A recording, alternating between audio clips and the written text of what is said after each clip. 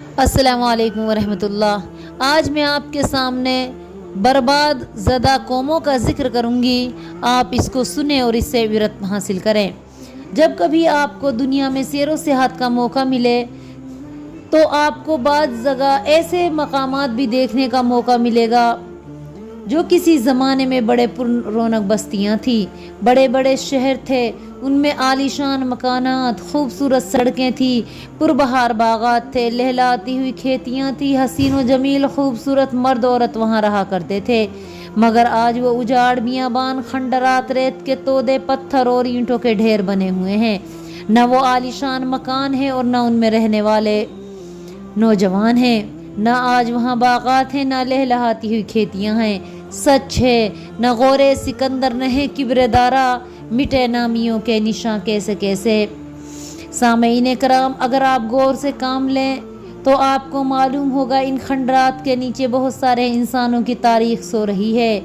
آج ان کی داستانیں افسانہ بن کر رہ گئی ہیں۔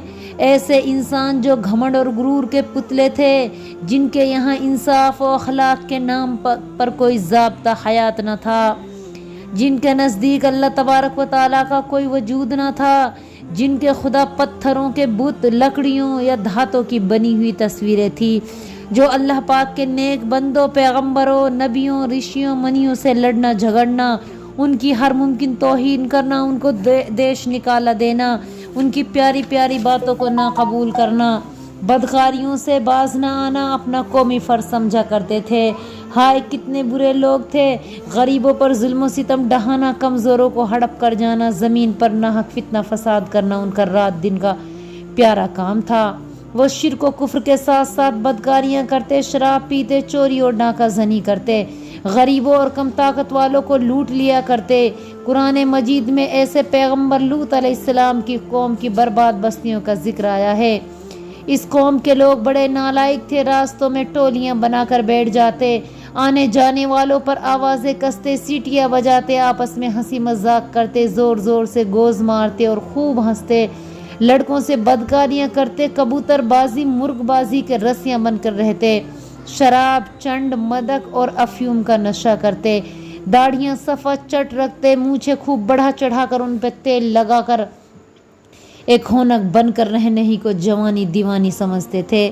جب ان کی بدکاریاں حد سے گزر گئی تو غیرت خداوندی جوش میں آیا، جلال الہی کو جنبش ہوئی۔ ان لوگوں کے 12 بڑے بڑے گاؤں تھے، وہ سب ایک لمحہ میں تہ و بالا کر دیے گئے، مکانوں کی چھتیں ان پہ الٹ دی گئی، محلوں میں رہنے والے، بالا خانوں میں عیش و عشرت کرنے والے دیکھتے ہی دیکھتے مٹی کا ڈھیر بن کر رہ گئے۔ سامعین کرام، اللہ کا قانون اب بھی جاری ہے۔ وہ ظالموں، بدکاروں، شیطانوں اور شریر لوگوں کو کچھ عرصہ کے لیے ڈھیل دے دیتا ہے تاکہ وہ خوب دل کھول کر بدکاریاں کر لیں، مظالم توڑ لیں، غریبوں اور کمزوروں کو ستا لیں۔ پھر اچانک وقت آتا ہے کہ زلزلوں سے ان کی بستیاں الٹ دی جاتی ہیں، ریلوں کی ٹکروں سے ان کے ہزارے انسان فنا کے غار میں ڈھکیل دیے جاتے ہیں، سیلابوں سے ان کی انسانی آبادیوں کو نیست و نابود کر دیا جاتا ہے، آپس کے جھگڑوں سے ان کی اینٹ سے اینٹ بجا دی جاتی ہے، ان کے ہوائی جہازوں میں آگ لگا دی جاتی ہے، ان کے ایٹم بم جیسے خطرناک ہتھیار ایجاد کر دیے جاتے ہیں، ان سے عقل، فہم اور رحم و کرم کا مادہ بالکل چھین لیا جاتا ہے۔